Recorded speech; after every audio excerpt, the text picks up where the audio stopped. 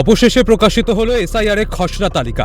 পূর্ব ঘোষণা মতো 16 ডিসেম্বর অর্থাৎ মঙ্গলবার নির্বাচন কমিশন এই তালিকা প্রকাশ করল।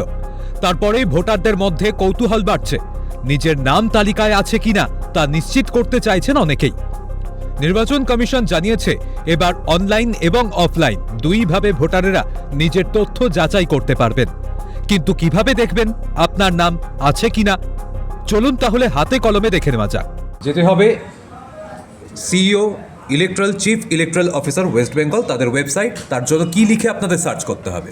লিখতে হবে ceo.wb.gov.in/ASD_SIR লিখে সার্চ মারতে হবে।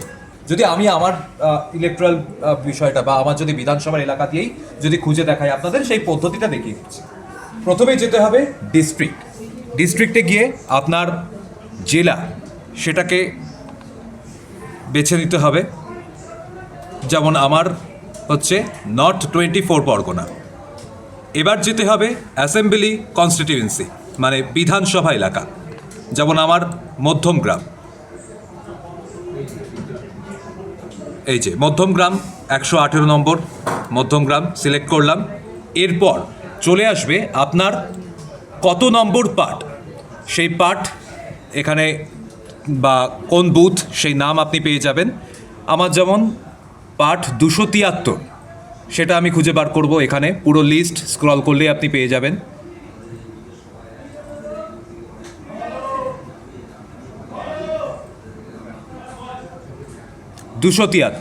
আমার এই হচ্ছে বুথ নম্বর, বুথ নাম।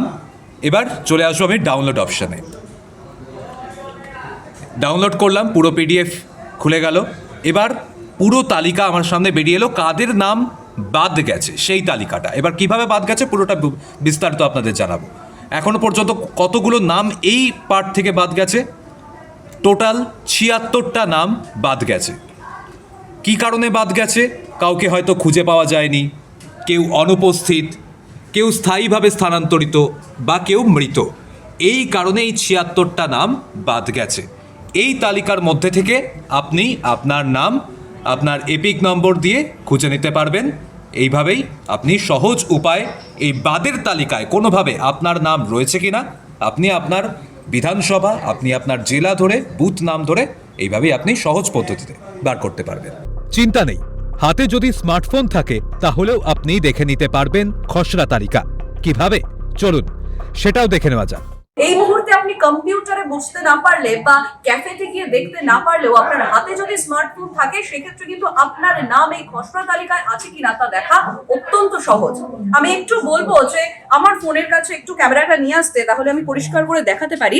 সেক্ষেত্রে আপনারা প্লে স্টোরে যেতে পারেন। ইসিআই নেট এই যে অ্যাপটি আপনারা ডাউনলোড করবেন। যেহেতু আমার ইতিমধ্যে এই অ্যাপটি ডাউনলোড করা আছে, সেই কারণেই কিন্তু ডাউনলোডের অলরেডি ইনস্টলড দেখাচ্ছে। এই ইসিআই নেট প্লে স্টোর থেকে ডাউনলোড করার পর এখানে আমরা ঢুকলাম, ইসিআই নেটে ঢুকবো, কারণ এখানেই কিন্তু এই তালিকা আপনারা দেখতে পাবেন। এই ইসিআই নেটে ঢোকার পরেই এই যে অপশন আসবে, এখান থেকে এইভাবে ক্লোজ করে আপনারা কেটে বেরিয়ে যান। তারপরে একাধিক অপশন যা যা আসবে তার মধ্যে যান search your name in voter list, এই অপশনে যেতে হবে। এই অপশনে আমি ঢুকলাম। ঢোকার পরে ঠিক এইরকম একটা উইন্ডো আপনারা দেখতে পাবেন, যে উইন্ডোতে এইখানে দেখুন একটি নাম্বার দেওয়া রয়েছে, যেটা আমার ভোটার নাম্বার। ইতিমধ্যেই এপিক নাম্বার দেওয়া রয়েছে। সেখানে এই ভোটার নাম্বার বা এপিক নাম্বার আপনার বা আপনার পরিবারের নাম্বার দিন এবং সার্চ করুন।